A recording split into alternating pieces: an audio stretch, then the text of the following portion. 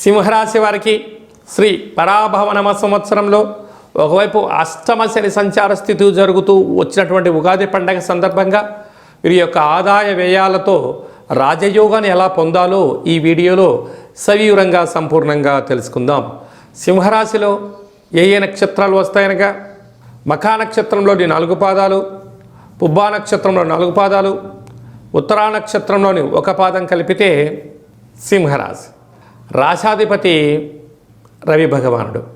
వీరి యొక్క ఆదాయ వ్యయాన్ని మనం గమనించినట్లయితే ఇప్పుడే శని భగవానుని యొక్క దివ్యమంగళమైన ఆశీస్సుల చేత స్వీయ నియంత్రణ, సత్ప్రవర్తన, క్రమశిక్షణ, ఆలోచన విధానం మారడం, వీరికి సహస్రార చక్ర ఓపెన్ అవ్వడం వలన సమస్థితికి వచ్చారు, ఉచ్చస్థితిలోకి వచ్చేసారు ఇప్పుడు మీరు.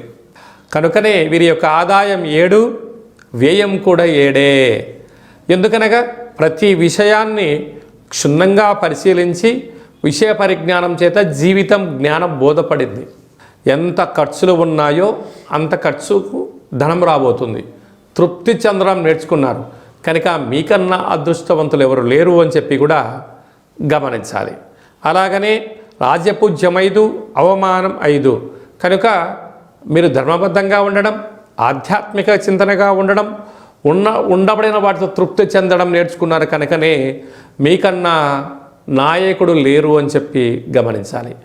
రాశిలోనే కేతు సంచార స్థితి, రాశాధిపతి రవి భగవానుడు ఇలా నిరసాధిపతి అవ్వడం వలన వీలైనంత వరకు ప్రతి విషయాన్ని ఆలోచించి మాట్లాడడం వలన మీ నైపుణ్యత పెరిగి సమాజంలో ఎనలేనటువంటి గౌరవ మర్యాదలు మీ సొంతం కాబోతున్నాయి.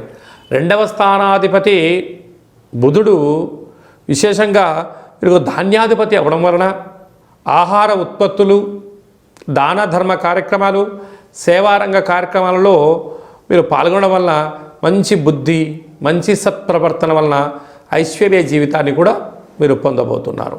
అలాగే 3వ స్థానాధిపతి శుక్ర భగవానుడు సస్యాధిపతి అవ్వడం వలన వీలైనంత వరకు అందరూ బాగుండాలి, ప్రకృతి, పర్యావరణము, లోకరక్షణ, దేశసేవ చేయాలని మీ కోరిక కూడా నెరవేరబోతుంది.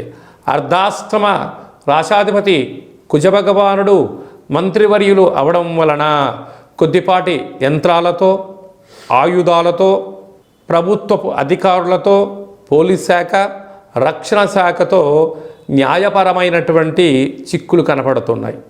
ఆరోగ్య సమస్యలు స్వల్పంగా రాబోతున్నాయి. తస్మాత్ జాగ్రత్త.